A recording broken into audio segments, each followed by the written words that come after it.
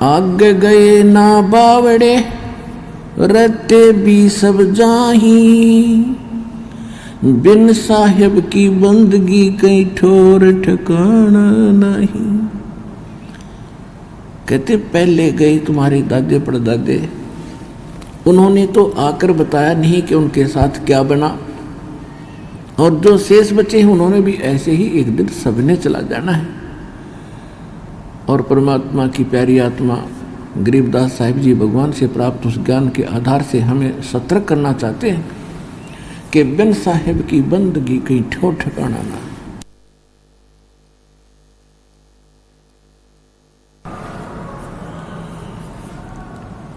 अब जैसे मनुष्य जीवन में आपने कोई पुण्य भी कर लिए, कोई मंत्रों का जाप भी कर लिया, तो उन पुण्यों के आधार से आप पहुंच जाओगे जिस भी इष्ट की उपासना की। आप स्वर्ग में चले गए, वहां अपने पुण्यों को किसी तरह बरतो, किसी तरह खर्चो, आपका वो कमाई धन वहां डिपॉजिट हो जाता है उस इष्ट के बैंक में, और उसके ऊपर वो अपना चार्ज लेता है। किसी कोई लेता 10%, कोई लेता 15%, कोई लेता 25%।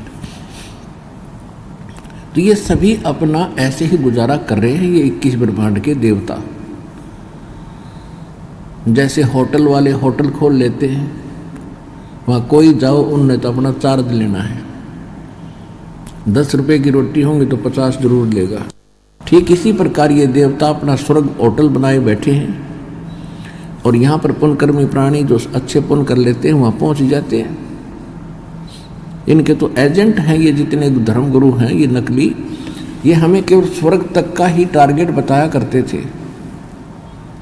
हम यहाँ धर्म करते हैं, स्वर्ग में उन खा खर्च के फिर पाप नरक में भोगते, क्योंकि हमारे जब तक हम कबीर परमेश्वर की शरण में नहीं आते हमको दोनों ही कर्म भोगने पड़ते हैं, पुण्य भी और पाप भी।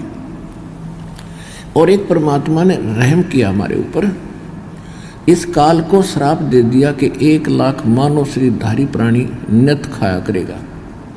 यदि ये श्राप इसको नहीं लगता, ये कभी भी मनुष्य जीवन नहीं देता आपको। ऐसे एक और बना देता, 84 लाख प्रकार के ये जीव बना रखे, एक और बना के छोड़ देता, खाते रहते धके।